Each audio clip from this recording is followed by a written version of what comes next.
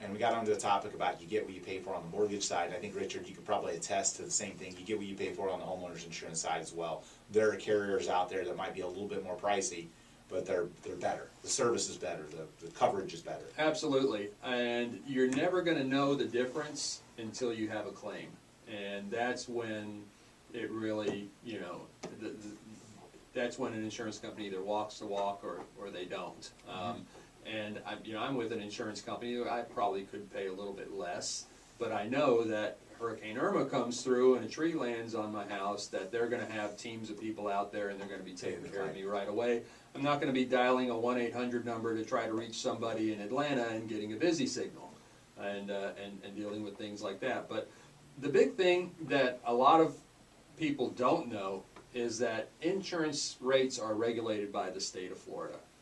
So what I mean is that, Mike, if you're a State Farm insurance agent, and Andrew, you're a State Farm insurance agent, and I'm a State Farm insurance agent, and customer calls all three of us and we give them the exact same quote, the rate is going to be exactly the same to the penny. I can't offer anybody a discount because he's my friend. Mike, you can't offer them a discount because they're your parents. It's regulated and set by the state of Florida. So if you're getting two different quotes from the same company and one is a lot cheaper than the other, there's a reason for that. That means a lot of the coverage has been stripped out. So you need to be careful of what looks like a very inexpensive quote. It doesn't mean that that agent has just given you a better rate. It means that they've taken things out of that to give you less coverage in order to try to earn your business. I see that on flood insurance more than anything else. Oh yeah, absolutely. And I get realtors that call me up and say, you know, I got a flood quote that's half your rates. And then I look at it and they're trying to insure a 3,500 square foot house for $100,000. You know, that's not. Of course, enough. that's not going to cover it. No, and I think that's the other thing. You know, you look at deductibles as well, coverage limits. You know, deductibles. The higher the deductible, the lower the policy can be. But then you're stroking a check if you have a claim. Exactly. So you lower the deductible, so you'll have people play the deductible game as well. Like, here's a policy for $1,000, and you get a quote from somebody else, and they quote you a deductible that's more in your risk tolerance. So right. everyone's going to have a different risk tolerance. Absolutely, and keep in mind, you're talking about deductibles. That hurricane deductible can really sneak up and bite you, because every policy in Florida has a standard deductible and a hurricane deductible. And even if you go with what most people would consider standard, even though there's really no such thing as standard, you know, a 2% hurricane deductible on a $300,000 house is a $6,000 deductible, meaning you're expected to pay $6,000 out of your pocket before any repairs are going to be made.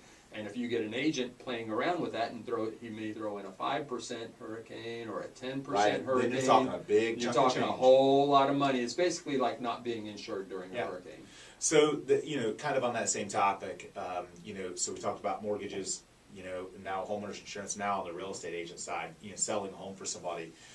The cheapest agent, and again, this is my personal opinion, but that's why I get to pay the big bucks to have the show. But the cheapest real estate agent isn't going to be the best real estate agent for you in a lot of cases. You know, they got to have enough money to market the house. They got to have enough money to spend on services. You know, they have to have great negotiating tactics to get you a better price, experience, saving you time. It's not just about money, but also saving you time. But I hear regularly when a customer would come to us and say, "Hey, you know, I'm ready to sell my house with this other agent because they're willing to do it cheaper."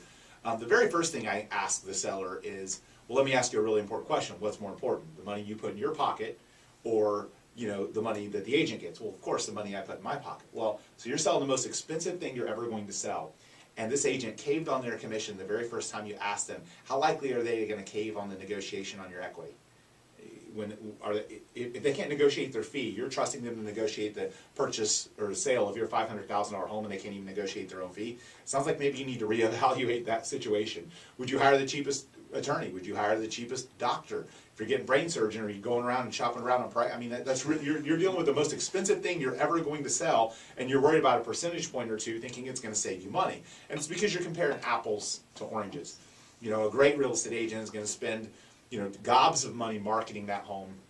You know, some examples of the things we do: we pay for the enhanced versions of Zillow, Realtor.com, and Trulia, which gets tens of thousands of more page views every single week on all of our listings. We get so many more views on our listings because of the features that we pay for.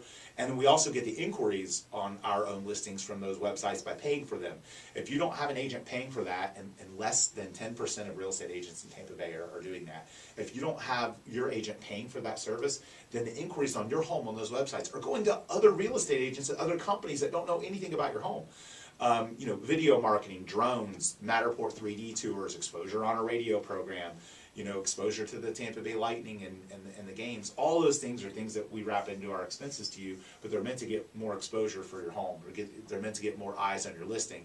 And the agent that's, you know, that's charging less, they're cutting things out. You know, they're cutting something out of the equation. And what I believe they're cutting is a lower net price to you, because if they're not going to get maximum exposure for the home and they're not going to be a great negotiator, you might think you're saving a 1 percentage point or 2 percentage points, but in reality you're probably giving that back in time, how much longer the home takes to sell, how many mortgage payments you continue to eat, and then a weaker negotiator that gives away your equity by not negotiating as well because they're not experienced enough.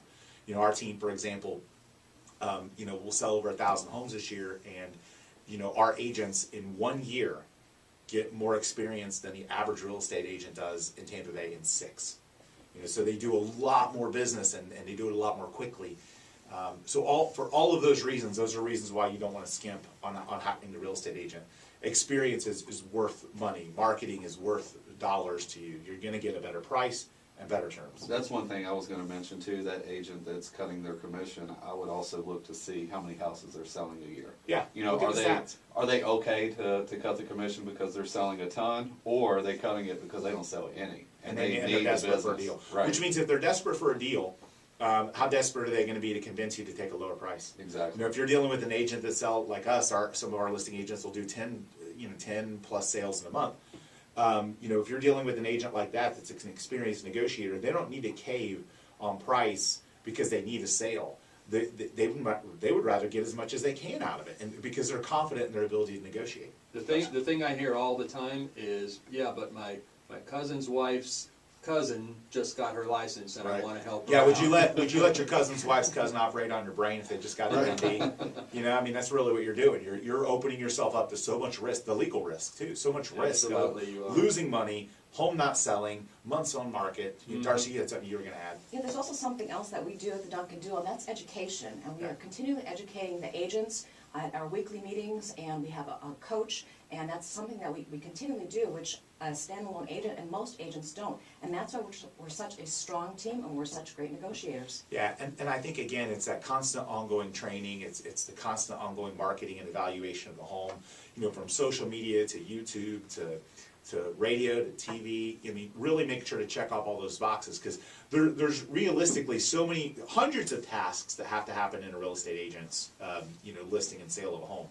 If they're cutting fees or costs somewhere, that means they're cutting services. There's something that isn't happening that's either going to make it more likely that your home doesn't sell, more likely that it takes longer to sell, or more likely that you don't get as much money in your pocket as you'd like. So, you know, I'd really tell you to reconsider the whole idea of hiring somebody based on cost in the real estate world. Look at results, you know, and because again, the cheaper cost doesn't necessarily mean more money in your pocket. You know, just like anything else. My favorite always is, you know, is that agent that's cutting costs going to take pictures of your house with a cell phone, or they're going to have a professional photographer taking pictures. Yeah, we have two, you know, on staff photographers that fly our drones, that take our 3D tours. We did that because we wanted more control over the marketing. We wanted more timeliness. We wanted to be able to get the home on the market on our time frame instead of waiting on someone else. And I think that, you know, that's another element that sometimes people don't grasp when they're looking at selling their home, is how quickly it takes to sell. You know, our listings on average sell much quicker than market averages.